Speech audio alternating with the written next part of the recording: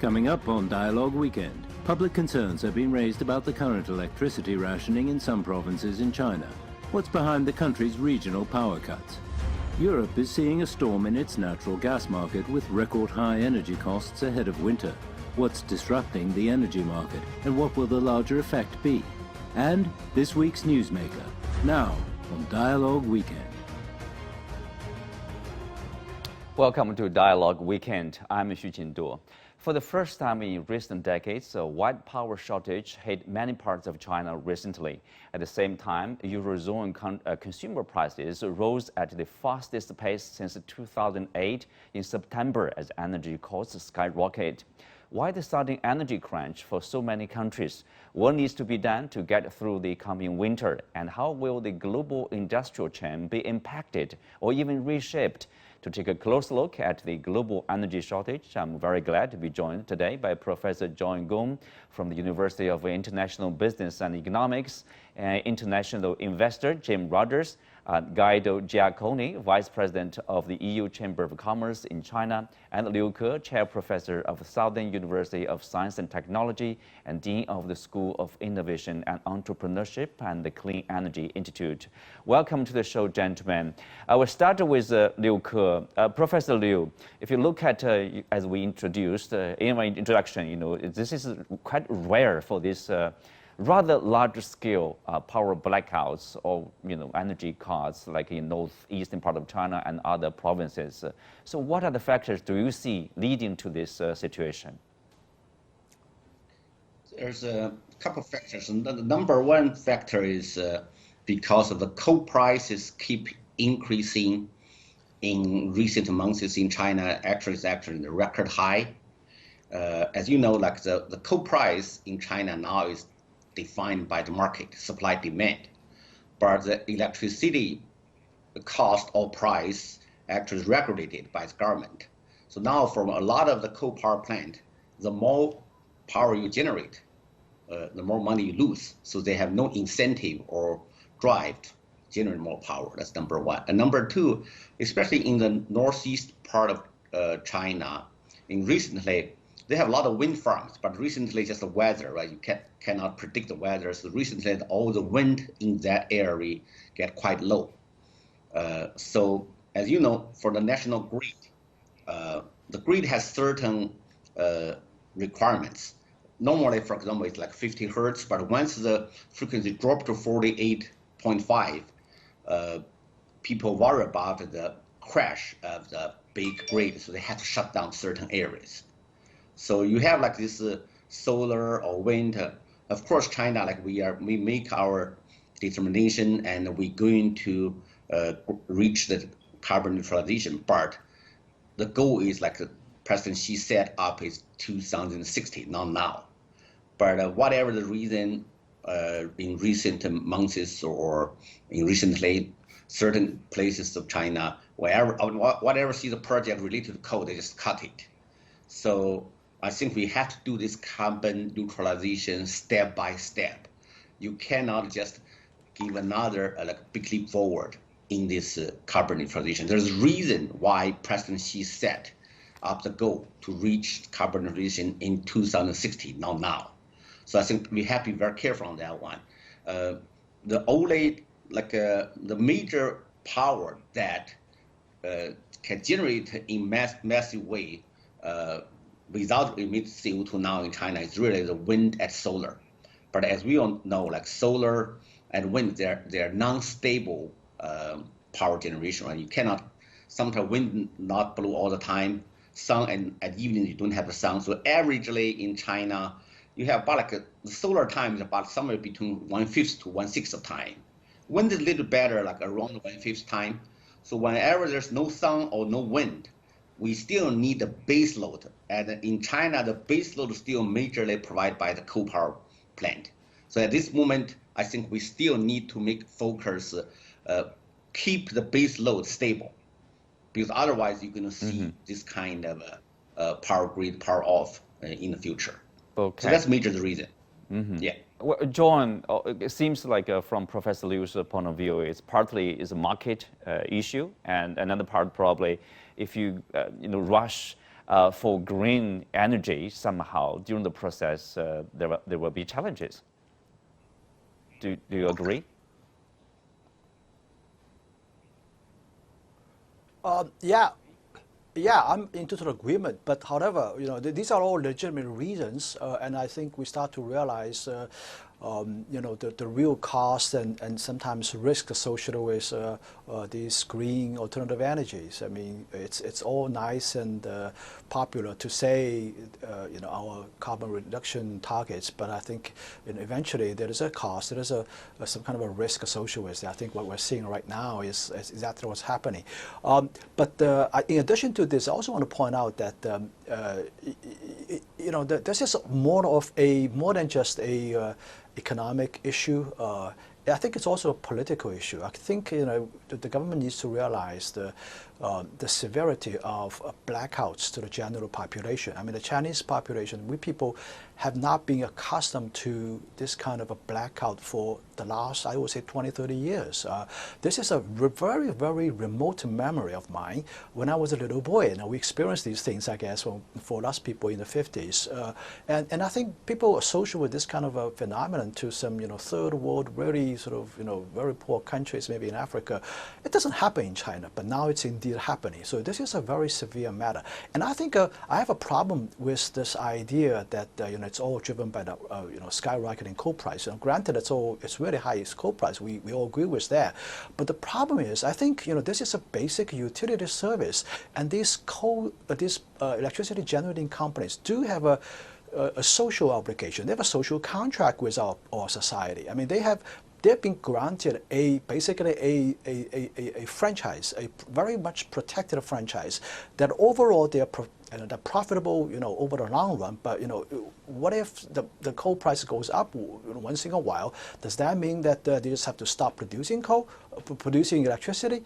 It seems to me it's kind of an absurd argument. And the fact that the power plants need to have some time for maintenance, for inspection, everything stops. I mean, that's all within the design plan. I mean, when they designed the plant, it was factored into this already. Now, all of a sudden, all of these companies, all of a sudden, at the same time, they're all going to inspect and do maintenance.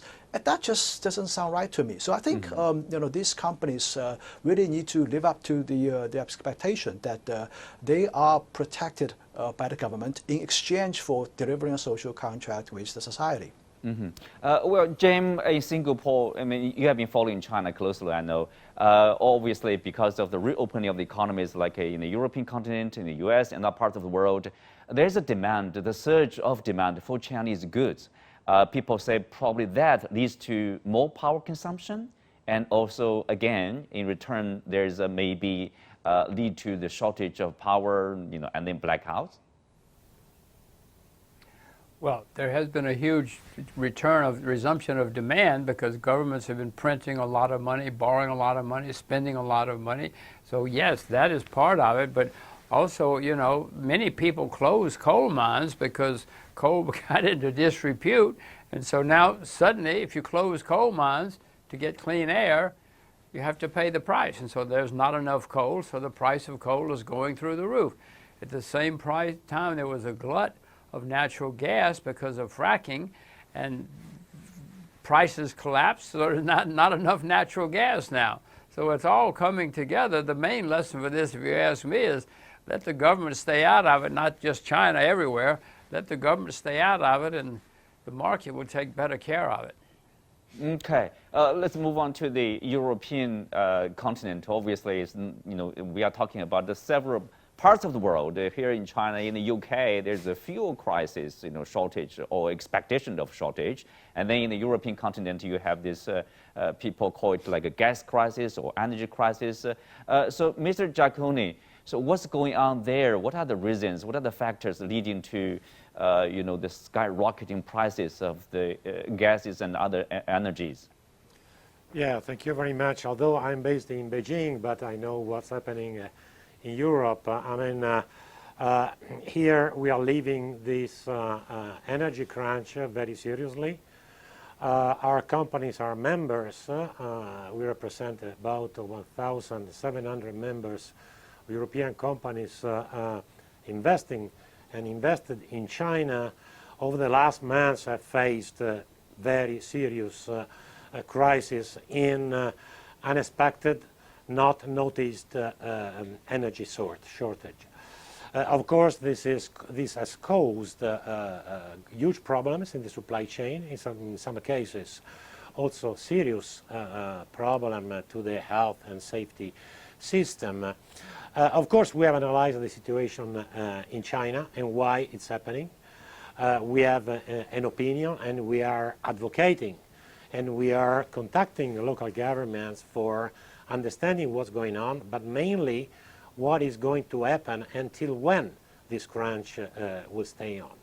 So, someone, and your question is about, is what's happening in Europe, and in particular in UK, similar, comparable to what's happening in China? Partially, yes, because the rebounding economy after the pandemic, of course, has unbalanced supply-demand, but mainly has not found a producer ready for this fierce rebounding, mainly in China. But if in Europe we can face, because we have a very flexible system that is able to allocate resources, and 27 30 different systems interconnected in a flexible way. In China, the situation is much more complex, as Professor Liu and Mr. Roger already outlined. Here in China, we are assisting to a system problem based on this energy structure that in some way the government should address in the medium and long term. In the short term, what we are asking is a very clear planning, allowing our companies not to shut down their operation in a matter of half an hour, but at least having a planning going from now till the end of year, till when the situation after the summer, the winter, we hope will improve. Okay, this is the part of how we are going to deal with this issue, obviously. But coming back to James here, I want to ask you, you talk about, leave it to the market. In the UK, basically, there's a market-based energy system, but still they have the fuel crisis. And in European countries too. Probably they say they are more market-based than here in China, but still you have this fuel crisis, a gas crisis. Well, wait. In the UK, they voted for Brexit, but that meant that there used to be labor, truck drivers, lorry drivers who could go back and forth, but now with Brexit, they don't have visas, and so they can't drive the trucks. So there's nobody to deliver. And that's the main problem in the UK. There's nobody to bring the gasoline or the petrol in. And that's why they're having a problem. And if we go on to the rest of Europe, Europe, again, closed down a lot of coal mines, which they decided to do. That's their choice. But now they have to pay the price. Okay. But here is a question to all of you probably. We are trying to figure out, are we consuming more power or more energies in the wake of the pandemic than the level, pre-pandemic level? So, somehow there's not enough coal, not enough energy to supply for our daily use, for the industrial use. Is that issue? We'll start with John.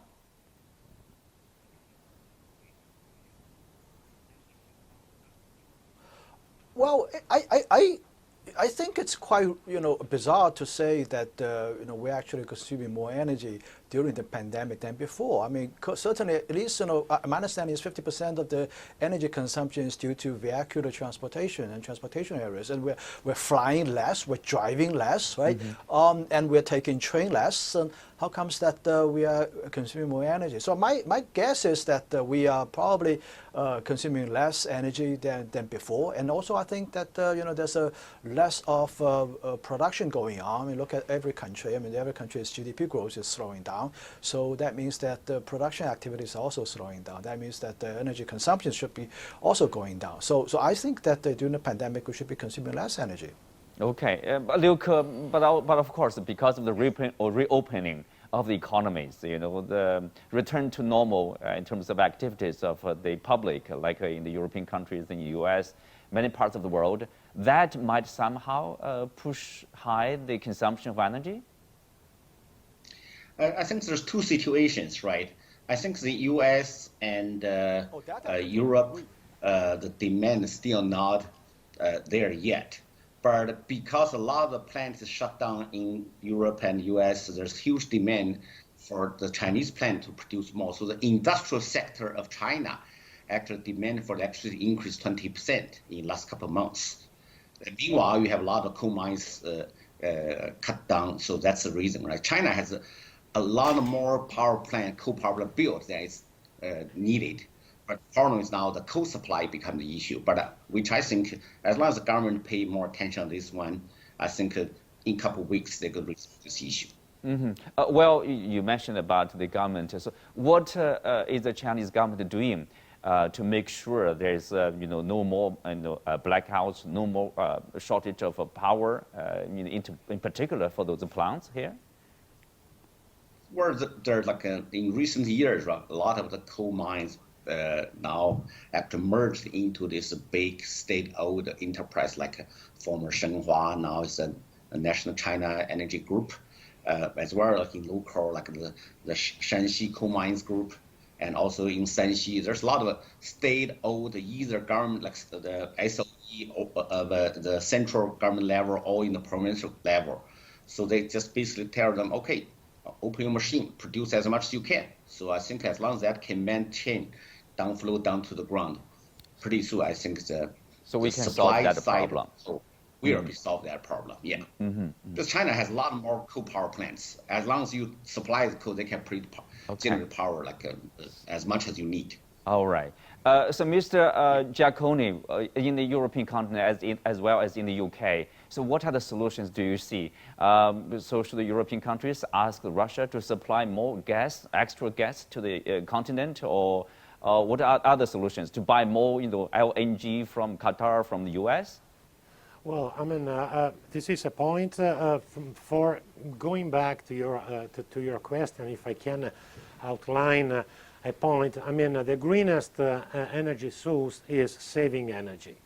As we know, the dual control in China focus a lot on reducing the energy intensity. If we think that China energy intensity is 1.7 times the one in Europe, and in some case 2.1, the best in class in Europe, including my country, Italy, we might understand that the priority is to save energy and to save electricity. And for saving electricity as has been outlined, probably a new mechanism of tariffs has to be designed as soon as possible for incentivizing saving and, of course, allowing the power plants to at least be at break-even and not be forced to shut down.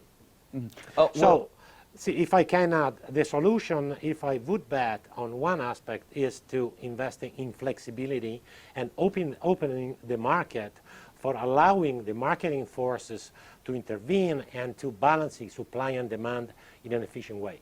Well, if I may, some people at least, they have this question, whether this crisis somehow reveals that, heavy reliance or the push forward for the green energy. If you push too hard, there will be some problems. People would say because of the closing of the coal mines, the nuclear power plants in European countries, and also, for example, the windmills and the solar farms, their output of energy this year in particular is lower than expected. That contributed to the crisis. How will that impact, the fight against the climate change? Mr. Giacconi, I mean, this is a crucial point because we didn't mention another critical aspect that we faced worldwide this year about the climate change. There have been extreme events in Europe and in China, and in some cases have been dramatic. For example, in the UK, the wind intensity this year has been much lower than in the past. Floodings in Germany and the obligation to shut down some plant has been another factor. And the same is in China. Of course, the point of how far we can stretch the development of renewable, because in the future, they are going to be totally unpredictable based on the past forecast. But we have to face this having a flexible energy system. And for doing that, for example, the natural gas is going to be the solution, also for China. In some countries, and the countries where the energy intensity is the lowest, the share of natural gas is the highest, because the natural gas introduces flexibility that then could allow to accommodate renewable, intermittent and unpredictable renewable sources. Okay. Mr. Jim Rogers, you want to jump in? Well, I was just going to say, we as voters can make this decision. Are we going to have close down the coal, close down the oil, or are we going to have energy? We have to decide, and right now people have said close the coal mines. But here we have to pay the price. And governments have to understand you got to get energy from somewhere. You can't just turn on your TV and say, here's some energy. You've got to get real energy from someplace, and you've got to have coal mines, oil fields, natural gas fields. You got to have all this stuff if you want to live and survive. Well, let's leave there for now and have a look at this week's Newsmaker. Thank you, gentlemen.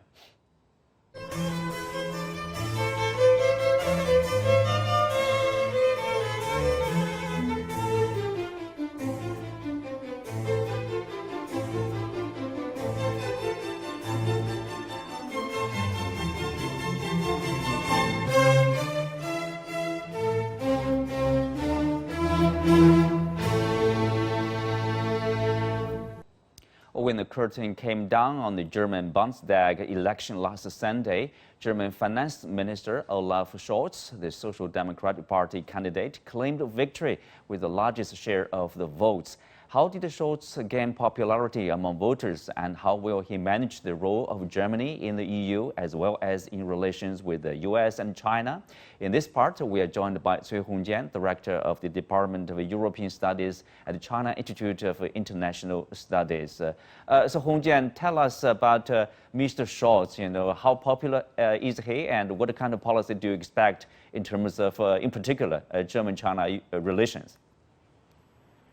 Yes, as we know that Mr. Scholz, indeed, he is not so popular, especially in foreign affairs field. As we know, most of his career is, in the local government and also central government of Germany, in charge of the financial affairs. So it's difficult to say now how it could be for Mr. Scholz and his mindset about the foreign policy and also the relations between Germany and China. But also I know that Mr. Scholz, because he did a lot of job in the government, in the business and financial affairs. So he used to be regarded as a very, very nice people. With also pro-commerce and business friendly, and also when he was the chief in Hamburg, as we know, one of the richest region in Germany, he did a lot of cooperation with Chinese partners. So hopefully, once Mr. Scholz will take the position as a chancellor for the new government, I hope that he can do something more to promote the economic cooperation, especially with China. Mm-hmm. Well, John, obviously, the SPD, the party of Mr. Scholz, is going to work together with the other smaller parties, including the Green Party, to form a coalition government. How challenging will that be? I think this time, maybe it will be the first time for Germany. Sorry, John, please. Well, Go ahead, John. Yeah. Oh, okay. Yeah. Well, I think I would speak from the perspective of the German-China relationship, Germany-China relationship. I think certainly I would expect him to be continuing Merkel's policy. He's as Professor Cui has said, he's very pro-business, he's pro-growth. But however, I think he's also constrained by his two partners, one from the Green Party, one from the Freedom Socialist Party. I think these people tend to have sort of more of a value-based or ideology-based approach when it comes to China. I mean, they have openly said so during the debate, pre-election debate, and they openly said that. So I think he's somewhat constrained, but I think they're going to organize a government and they have to move on. So I think it's probably good news and bad news for China, at least from foreign relations perspective. But I think at least on the business side, I think the new administration is going to continue Merkel's policy of further engagement with China, exporting German companies' operation in China, as well as welcoming China's investment in Germany. Well, Hongjian, obviously, I mean, Germany is an important player in the EU, the leader actually. But the EU, at a time of seeking more autonomy from reliance on the United States, and the US is shifting its attention more and more to the Asia-Pacific region, in particular on China, or some people would say containment of China. And how will Germany in the future balance, the relations between the US and China, for example?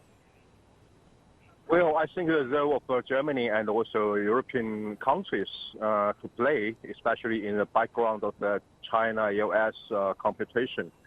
I think it would be very important for European countries, especially Germany, to uphold a kind of strategic autonomy, as we know. But of course, as we know, the space for Germany and Europe so far is as narrow as possible. As we know, more pressures from Washington towards Europe, and not only because of the strategic competition, and also, as we know, the United States always try to convince Europe that China would be a kind of a threat in technology and also even security.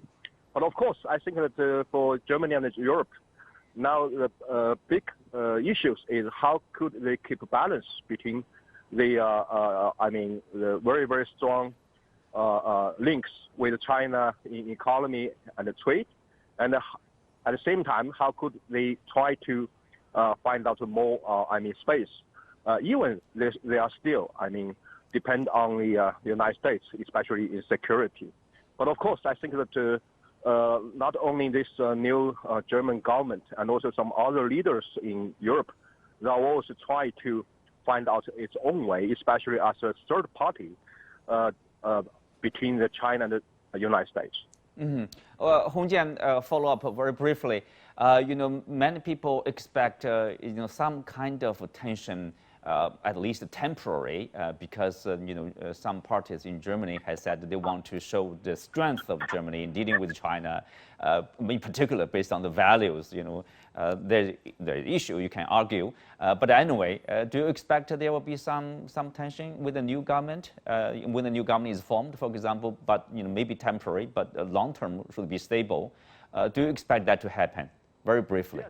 Yes, possibly, because as we know, even for Chancellor Merkel, in the early days of her tenure as the chancellor, there was some tensions between China and Germany.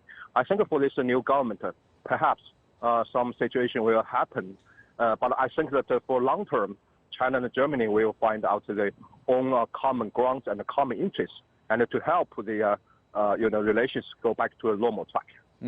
Well, thank you, John and Hongjian.